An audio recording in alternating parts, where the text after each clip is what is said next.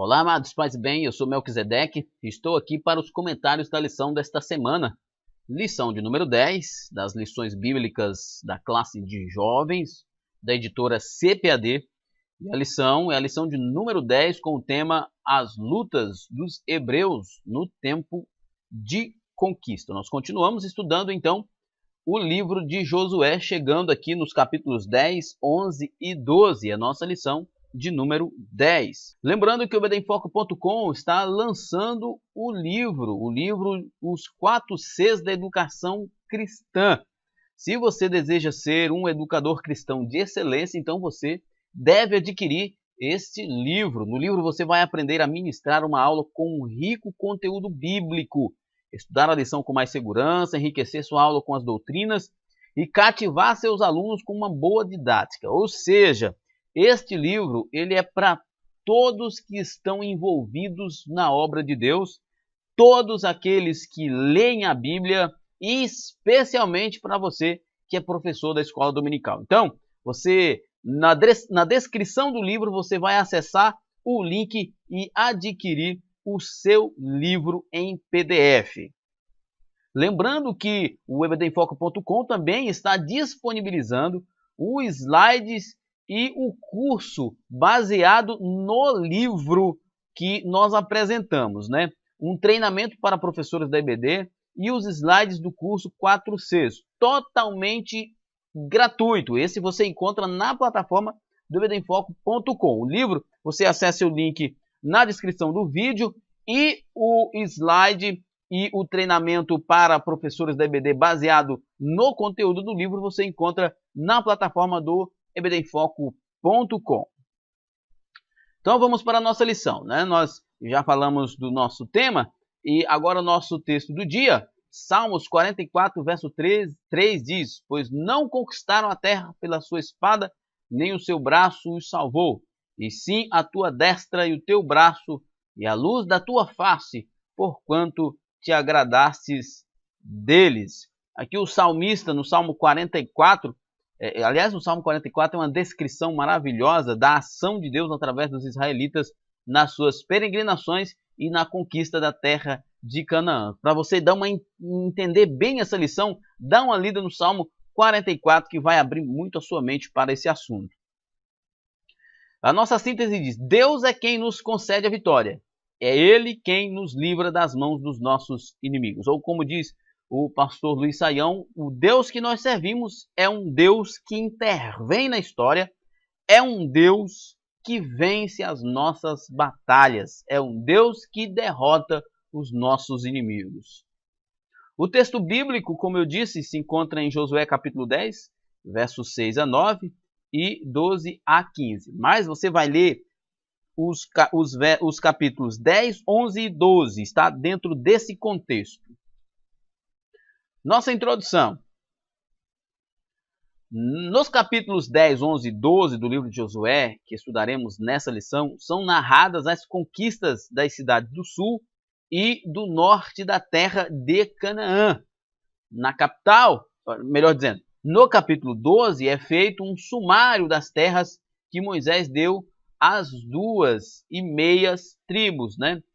As tribos de Ruben, Manassés e Benjamim, né? Eles ficaram do outro lado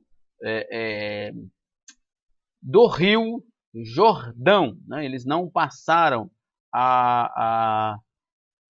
o Jordão para a terra prometida. Eles ficaram do lado de cá e ali no capítulo 12 Moisés faz essa descrição. Na verdade, o capítulo 11 e 12 é muito mais descricionário do que é muito mais uma narração da ideia, né? Um elencar de nomes, de cidades, de pessoas, de reis vencidos, do que propriamente mostrando eventos, especialmente com intervenção divina, que ficou muito mais para o capítulo 10. E os sucessos bélicos de Israel a leste do Jordão, a Transjordânia, sob o comando de Moisés, né? Então, nós temos aí essa descrição. Bem como as vitórias a oeste do Jordão, sob a liderança de Josué. Então, nós temos aí nos capítulos, especialmente o capítulo 12, né? faz essa descrição das conquistas de Moisés, das conquistas de Josué, faz a descrição das terras conquistadas, do nome dos reis, tal, do nome das cidades, e acaba que não tem muito conteúdo, por exemplo, como o capítulo 10, que fala de intervenções miraculosas extraordinárias. Ao analisar as guerras enfrentadas pelos hebreus em favor da conquista de Canaã, veremos as muitas intervenções miraculosas do Senhor, como as narradas no Salmo 44. Salmo 44 faz essa narração maravilhosa e você pode ver aqui no texto do capítulo do Salmo 44, né? Aqui na nossa tela tem o Salmo 44, verso de 1 a 3, mas você estuda todo o Salmo 44, que é maravilhoso. Primeiro ponto, os reinos do sul, Josué, capítulo 10, os inimigos do sul. As notícias sobre as vitórias de Israel, bem como em face da aliança firmada com os heveus, ao invés de provocarem uma onda de arrependimento nos demais habitantes do sul, fez seus reis empreenderem um ataque à cidade dos gibeonitas. É interessante que quando Israel atravessa o Jordão, Jericó precisa ser destruída, e mesmo com a destruição de Jericó, Ai não teme. Mas eles destroem Jericó, destroem Ai, e os gibeonitas reconhecem a sua pequenez e procuram fazer uma aliança com Israel.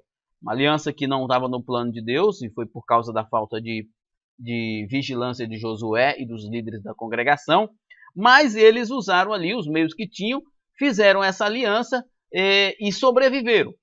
As nações do sul, vendo isso, ao invés de seguir o exemplo dos gibeonitas e procurar uma aliança para sobreviver, na verdade o que eles fizeram? Eles empreenderam, juntaram ali reis e empreenderam um ataque contra os gibeonitas, porque eles sabiam que Josué havia feito aliança com os gibeonitas, e uma vez que os gibeonitas fossem atacados, agora Josué era obrigado a socorrer, porque havia uma aliança com aqueles povos. Estes agora usaram de artifício muito mais maléficos, porque eles sabiam que era mais difícil atacar os israelitas, então eles atacaram alguém que havia feito um acordo com os israelitas. Como os israelitas e gibeonitas agora eram perante o Senhor povos amigos, Josué partiu imediatamente em socorro dos seus aliados. Passou a noite marchando e pela manhã, de surpresa, atacou os exércitos inimigos, derrotando-os. Você vê isso no capítulo 10 e no verso 9. Né? Nós vemos que o que aconteceu ali? Josué foi ao encontro dos gibeonitas. Os gibeonitas mandaram avisar Josué: Josué, nós temos uma aliança.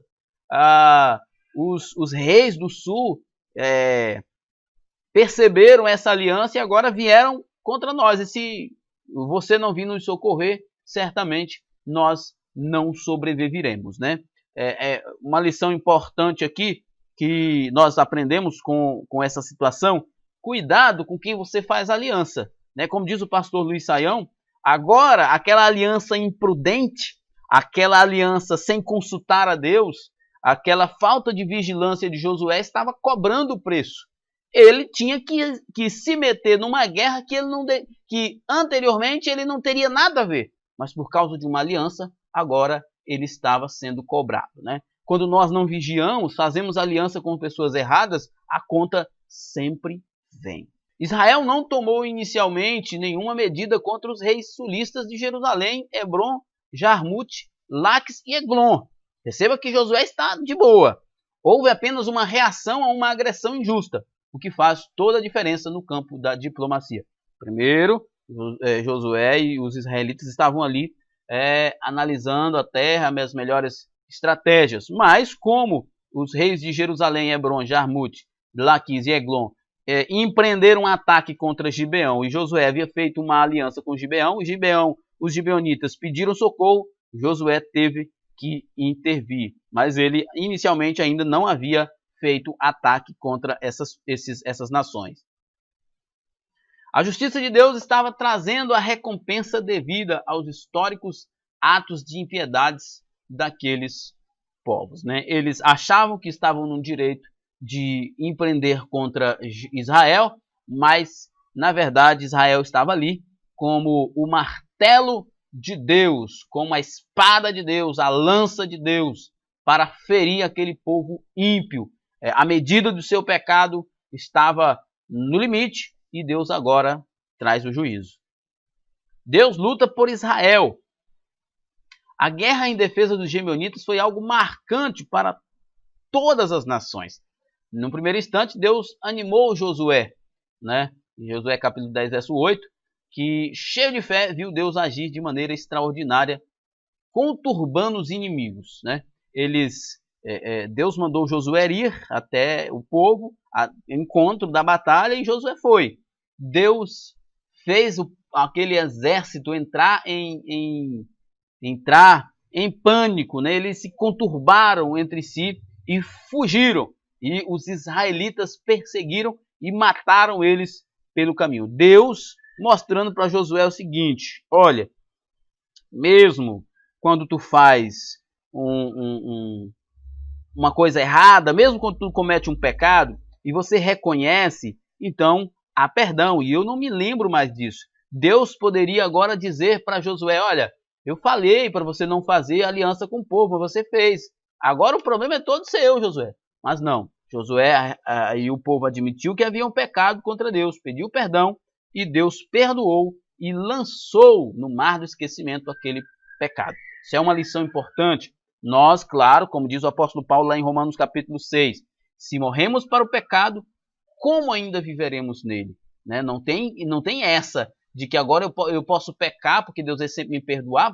O próprio Paulo fala lá no capítulo 5, nos últimos versículos do capítulo 5, que onde abundou o pecado, superabundou a graça. Né? E ele diz: que diremos, pois? Iremos pecar para que a graça abunde? De modo nenhum, porque se morremos para o pecado, como ainda viveremos nela? Né? Nós não devemos pensar assim, mas também não podemos achar que Deus é um Deus que não perdoa, mas pensar sim, de que, como diz João, não devemos pecar, mas se pecar, temos um advogado, Jesus Cristo.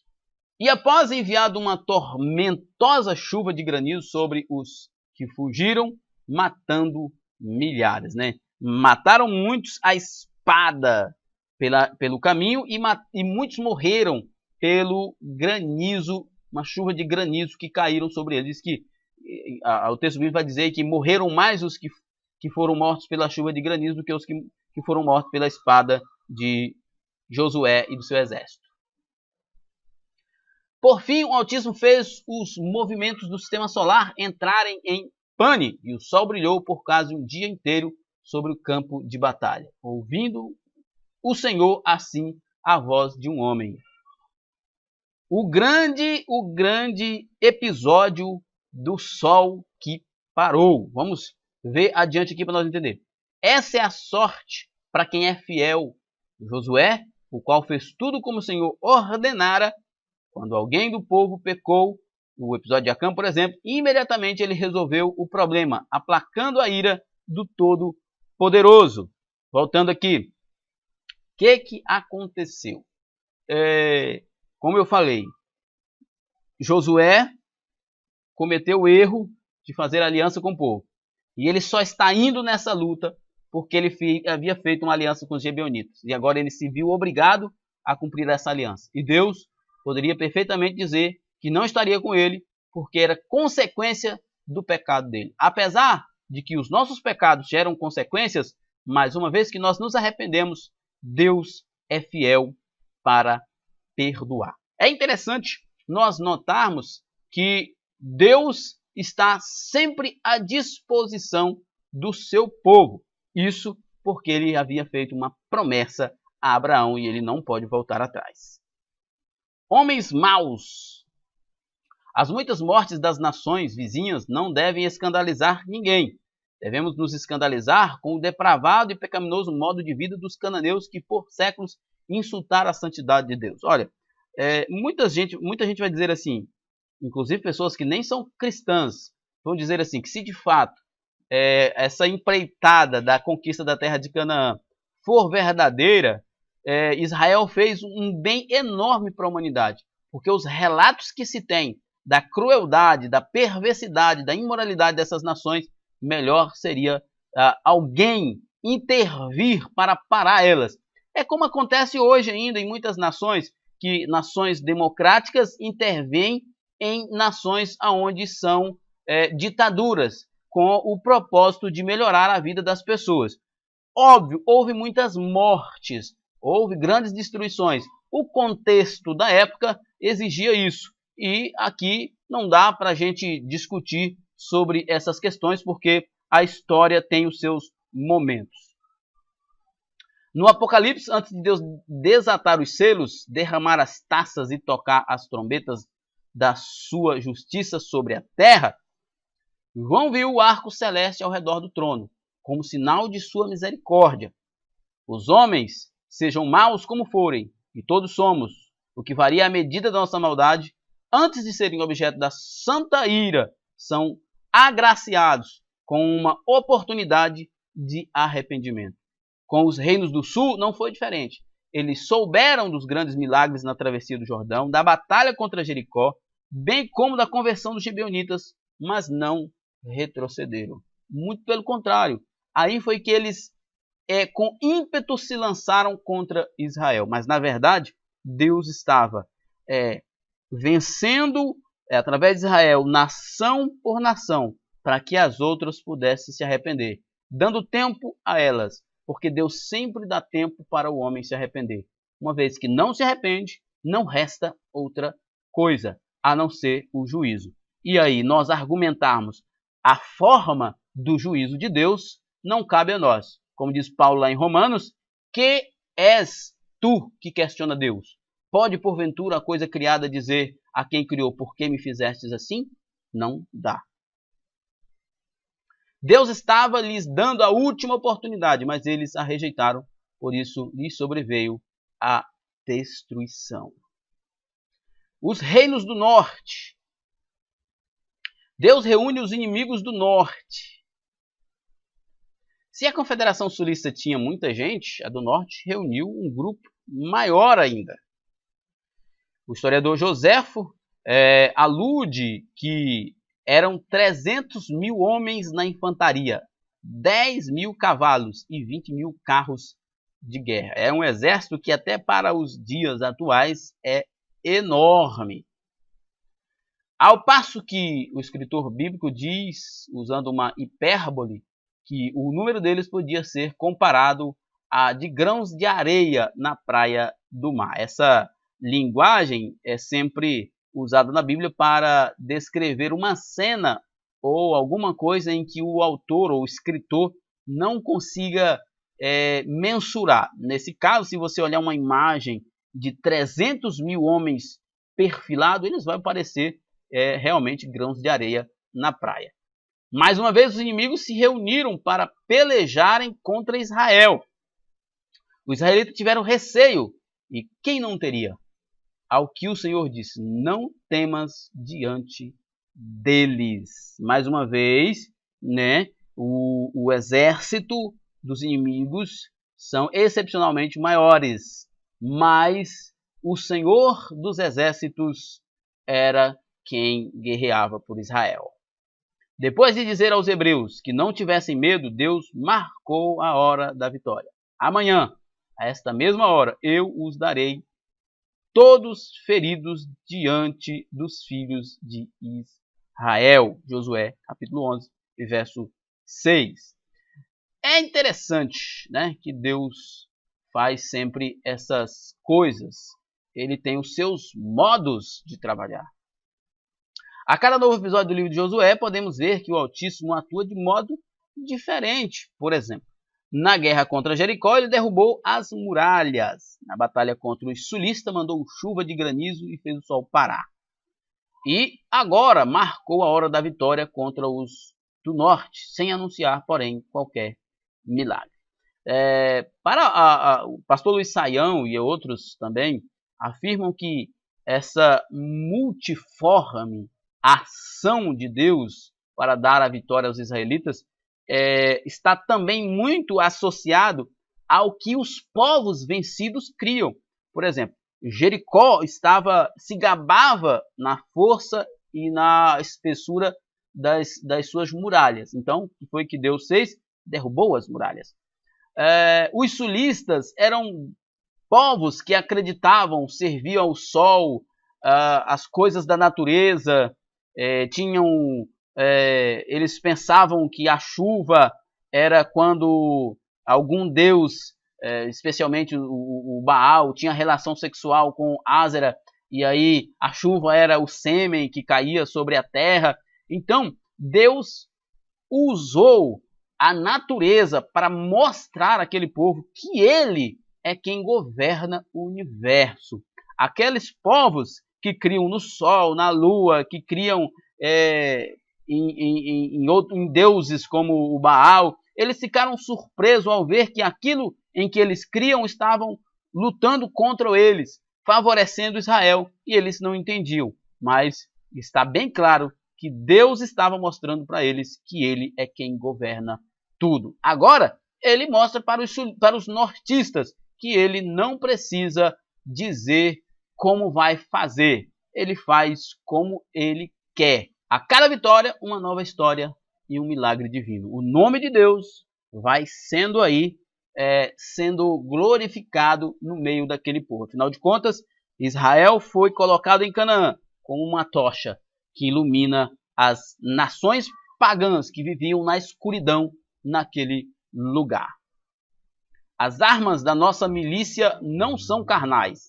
Na conquista da terra de Canaã é comum a expressão feriram ao fio da espada.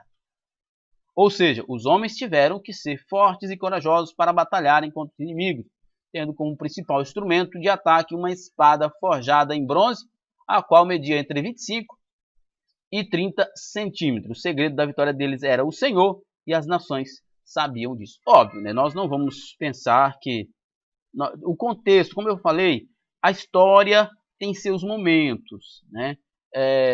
O Salmo 44 vai dizer que não foi os braços na espada, as flechas dos israelitas que venceram, foi Deus, né? Foi o poder de Deus.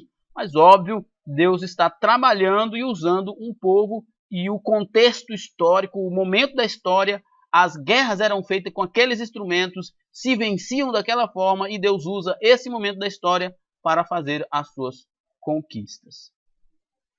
É bom lembrar que Israel usava lanças, arcos, fundas e dardos. Eram armas típicas de Israel, mas as vitórias não vinham por elas, através delas, mas era Deus quem dava. Mas nada disso poderia ser comparado ao arsenal bélico dos cananeus, né? Só o exército deles era excepcionalmente maior. Os espias enviados por Moisés, décadas antes, observaram esses detalhes, além da estatura dos inimigos, as suas cidades fortificadas, e por isso retroagiram, né? Inclusive, no texto, se eu não estou enganado, do capítulo 11 ao capítulo 12, vai dizer que Josué destruiu os anaquins, né? Que eram os gigantes, né? Então, Deus agindo através do seu povo e derrotando as nações que anteriormente eles haviam sabido que eram poderosas, né? Tanto é que 10 dos espias temeram, mas Josué e Caleb não, porque confiavam em Deus. O Senhor determinou que os hebreus aleijassem os cavalos de guerra e queimassem os carros. Por que Deus não mandou que Josué os reutilizasse para as guerras que posteriormente aconteceriam? É interessante que quando Deus, eu já falei isso na lição passada, quando Deus, por exemplo, com Jericó, ele disse que era para destruir tudo. Com Ai, ele já deixou pegar os despojos. A ideia básica é de que o que Deus queria era que as conquistas fossem em nome de Deus para o bem da nação, não por motivos fúteis. As outras nações, elas empreitavam campanhas de conquista frequentemente, por motivos simplesmente financeiros, de domínio, de ganância.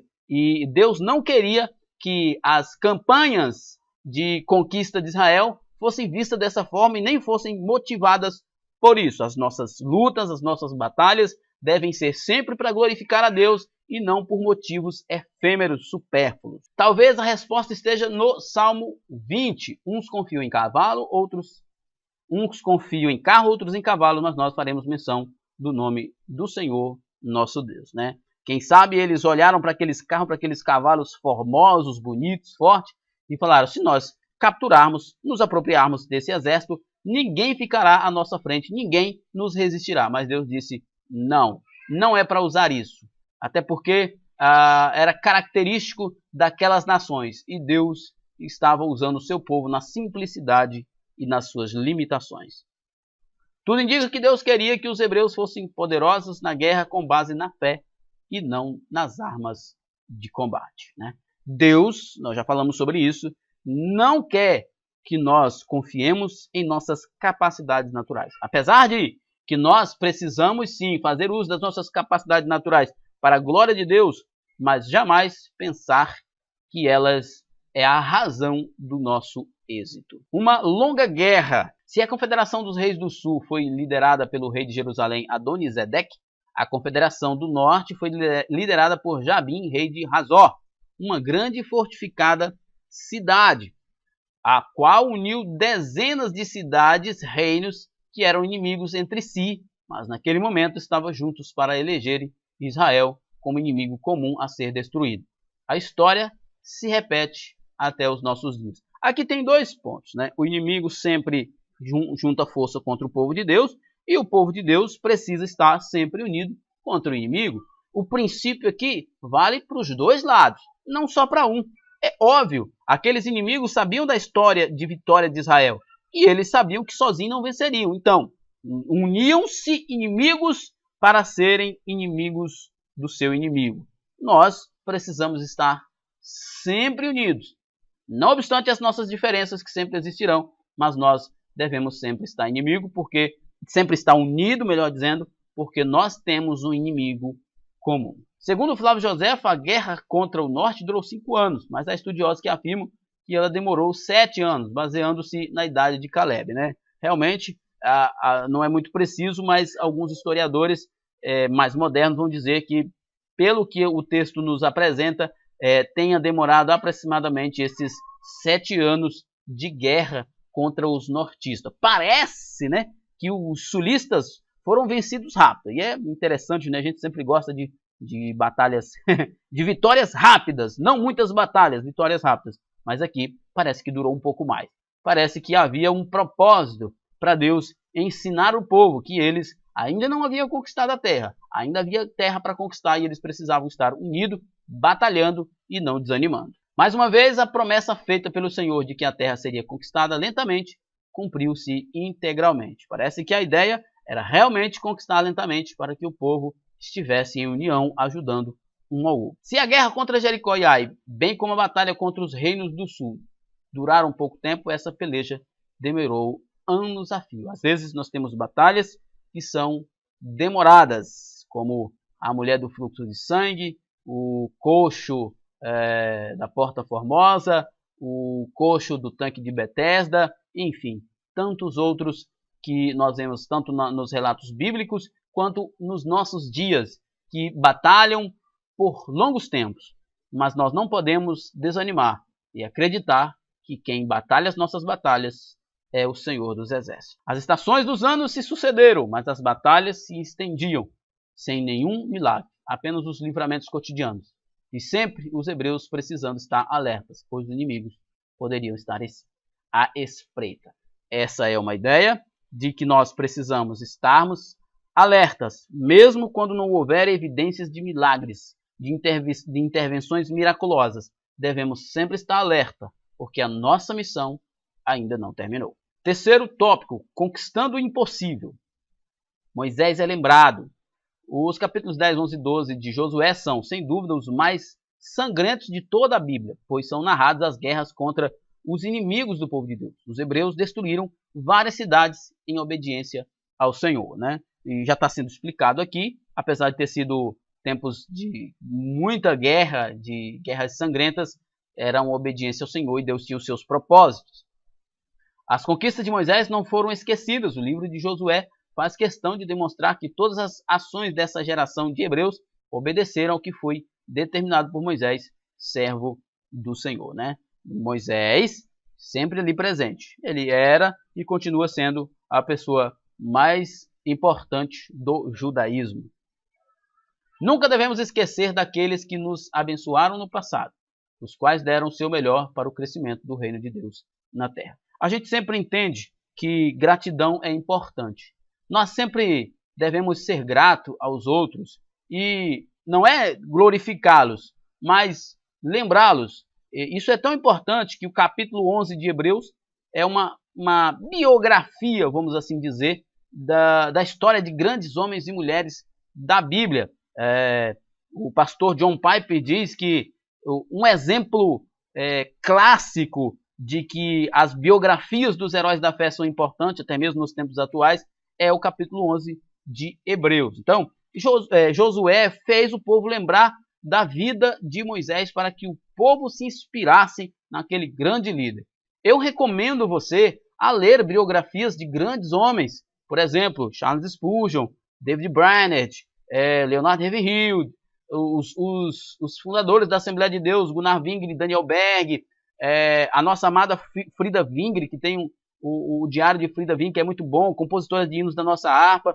Isso é bom, é muito bom. Você lê a biografia de grandes homens e mulheres de Deus que venceram no mundo. Eu estou lendo o livro O Homem do Céu, que conta a história de um chinês que foi perseguido na China por causa do Evangelho, torturado por amor de Cristo, que foi um irmão que foi torturado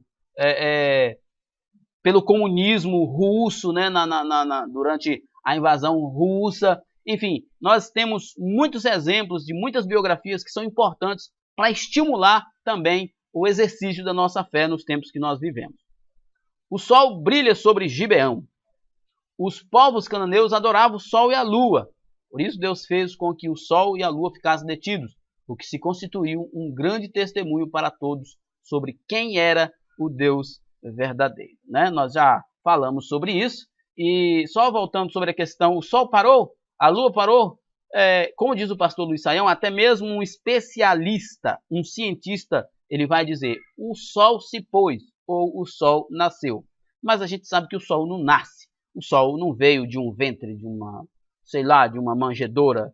Ele apareceu no horizonte. É uma linguagem idiomática. Então, dizer o texto bíblico que é escrito em linguagem simples, não em linguagem técnica, dizer que o sol e a lua parou, não existe nenhuma contradição bíblica. É apenas o ponto de vista de quem escreveu, que não conhecia exatamente o que estava acontecendo, mas ao seu olhar, ele viu que o dia ficou maior, que a lua e o sol não fez o seu percurso, ou pelo menos o dia não seguiu o seu percurso normal. Há quem diga que talvez não tenha sido o sol e a lua que tenha parado, ou no caso a Terra, o movimento de rotação da Terra não tenha parado, mas que algum astro, algum corpo celeste que tenha se aproximado muito da Terra e tenha iluminado aquela parte, especialmente aquela parte onde estava acontecendo a guerra, e o dia ficou maior. Independentemente de qual tenha sido a situação, o dia ficou grande. Israel venceu e o nome de Deus foi glorificado. A mesma estratégia evangelística o Senhor, em seu grande amor, utiliza na terra do Egito, na qual se adorava o rio Nilo, cujas águas se transformaram em sangue, bem como muitos animais e os astros celestes, todos os objetos de culto foram afetados pelas pragas, para mostrar que só o Senhor é Deus. É por esta razão que o texto lá de Êxodo vai dizer que, novamente, Deus endureceu o coração de Faraó, para que não deixasse o povo ir. Parece estranho, né? Não, mas Deus endurecia porque qual era o objetivo? O objetivo era fazer com que o povo temesse a Deus. E a pessoa que tinha o poder de prender os israelitas no Egito era o Faraó. Se ele rapidamente deixasse o povo ir, então os israelitas iam embora, Deus não manifestaria sua glória no Egito e os egípcios não sentiriam o peso da mão de Deus. Então Deus endurecia o coração de Faraó porque havia um propósito para toda a nação de Israel e também para toda a nação do Egito. Ademais, o local estratégico em que Deus parou o sol era uma forma de chancelar a decisão dos gibeonitas de se submeter aos israelitas, bem como demonstrar a Israel a correção de sua conduta em socorrer um povo amigo, por causa da aliança feita diante de Deus, que estava precisando de ajuda. Lealdade. Primeiro, os gibeonitas eles cumpriram o acordo deles de se submeterem. Então Deus protege eles. E os israelitas, Deus dá a vitória porque eles cumpriram a parte deles de proteger os gibeonitas por causa da aliança que tinha feito. Lealdade. Isso é uma coisa que nos falta às vezes no nosso meio. Mas é importante na família, no trabalho, na igreja, no dia a dia, lealdade. Nós precisamos aprender o conceito bíblico de lealdade. E aqui nós vemos um exemplo muito bom. Josué fere 31 reis, né? Josué 12, 7 a 24. Esse texto do capítulo 12 aqui cita mais sobre essas questões mesmo das cidades que foram vencidas, o nome dos reis e assim por diante. Os reis que foram destruídos conforme Josué 12 integravam 7 nações, ou etnias, né? Deuteronômio 7:1 mostra os heteus, girgazeus, amorreus, cananeus, os ferezeus, heveus, os jebuseus, e todos foram destruídos. Esses povos eram considerados cananeus por serem descendentes de Cã, filho de Noé, e habitantes na terra a oeste do Jordão, a terra de Canaã. Canaã era filho de Cã.